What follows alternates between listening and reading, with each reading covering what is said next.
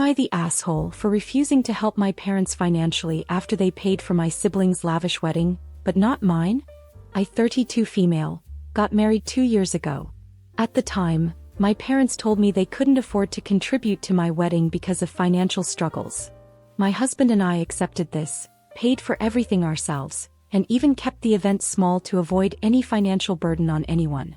Fast forward to now, my younger brother, 28 male, just got married and my parents paid for everything.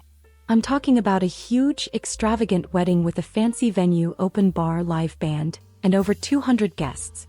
It's clear they spent tens of thousands of dollars on this.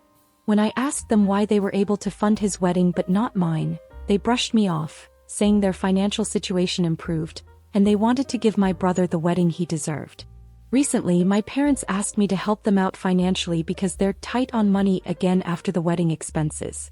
I flat out refused, telling them that it wasn't fair for them to ask me for help when they showed clear favoritism. Now they're saying I'm being petty and holding a grudge. Some relatives agree with me, while others think I'm being too harsh since family helps family. I feel justified because I've always been financially independent, and they didn't show me the same support they gave my brother.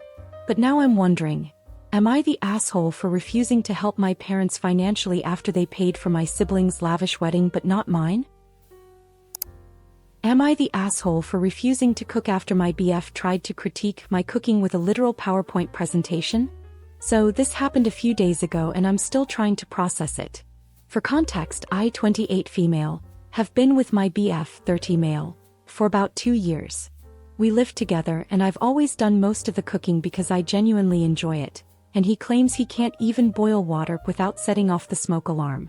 The other night I made one of our favorite meals and while we were eating he got a weird smirk on his face. He then says, "You know, I've been taking notes." I laughed thinking he was joking, but then he said, "No, really. I made a presentation."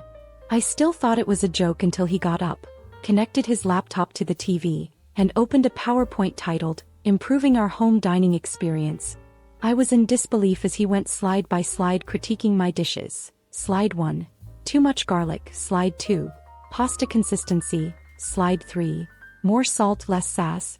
The kicker was slide 8, which was just a photo of Gordon Ramsay face palming with the caption, "What he'd think." I was stunned. I told him if he had such detailed opinions he should cook himself. He tried to backtrack, saying it was all in good fun and that he was just trying to help. But I wasn't laughing. I haven't cooked since and now he's been living off cereal and takeout. He's sulking, saying I'm overreacting and ruining the joke. So, Reddit, am I the asshole for refusing to cook after my BF presented me with a PowerPoint critique of my cooking? Update. So it's been a wild ride since I posted my original story about my, now ex-boyfriend's infamous PowerPoint presentation critiquing my cooking. I can't thank you enough for all the support, laughs, and even the outrage on my behalf. Buckle up because here's the follow-up you didn't know you needed. After reading your comments and taking some time to process what happened, I decided that our relationship needed a serious talk. I sat him down to discuss how his presentation came across as not just unfunny but pretty disrespectful. You know, typical mature relationship stuff. Well, what does he do? He smirks and goes, "Oh, I was prepared for this." He actually grabs his laptop, connects it to the TV again, and presents me with another PowerPoint titled, "How to Take a Joke. A Comprehensive Guide." Yes, folks, he made a whole slideshow explaining why I needed to learn how to chill out and appreciate humor. Slide 1 featured a meme of a clown putting on makeup with my name plastered over it. Slide 2. A bullet point list titled, "Why Your Overreaction is Hilarious."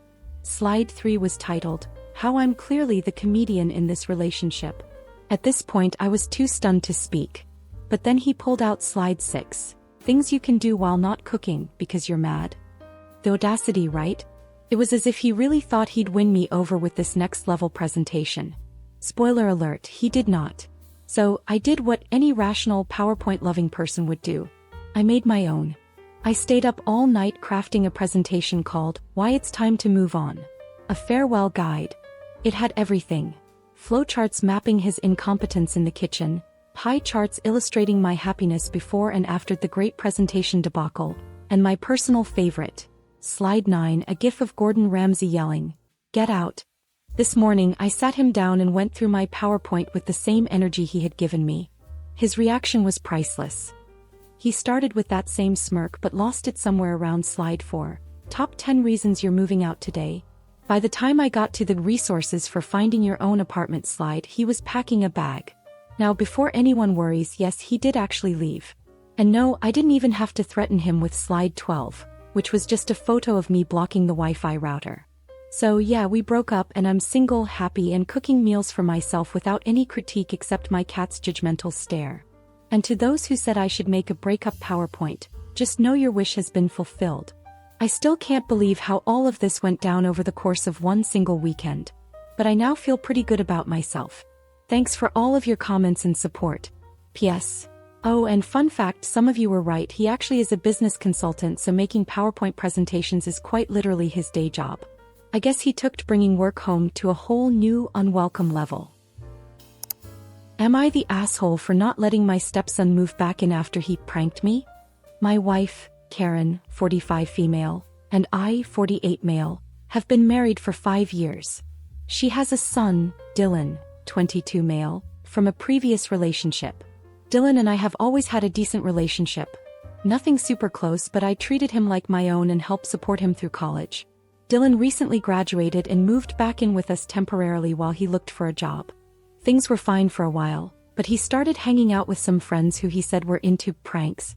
A couple of weeks ago, while Karen was out of town visiting her sister, Dylan decided it would be funny to prank me by wrapping all of my work supplies, computer files, even my chair, in duct tape.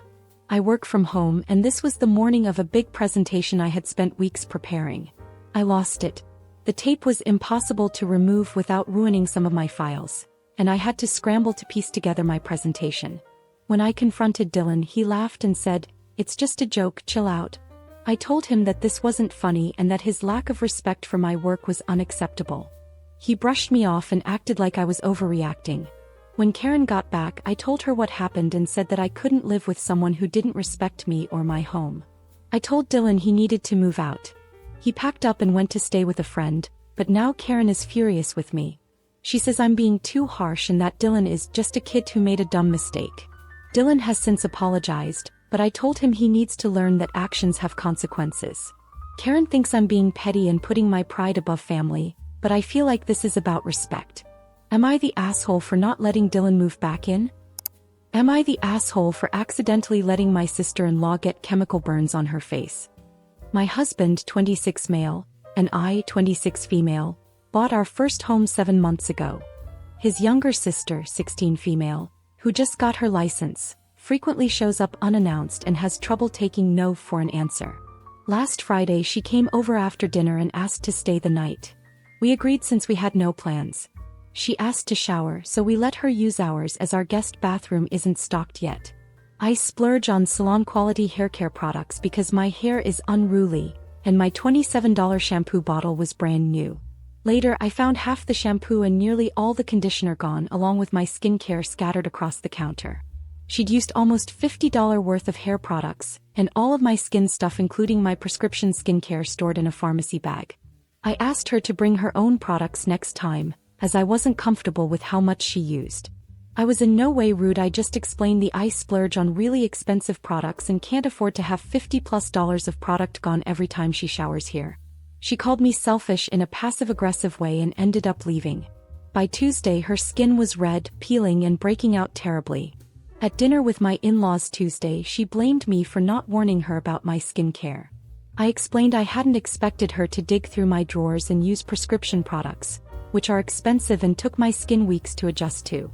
My father-in-law said I should pay for a doctor visit, but my husband refused, arguing that at 16 she should know better and that it was inappropriate for her to look through my medicine bag to even find the prescription product that was likely the culprit for the irritation.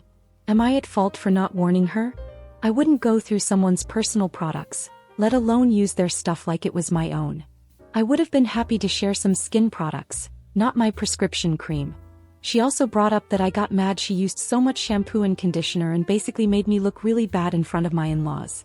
Admittedly, I was upset about the shampoo and conditioner and the fact that she left a huge mess on the counter, but I was very calm and just explained money is tight as we just bought our house and I didn't want her to use months of products in one shower. Anyways, let me know what you all think.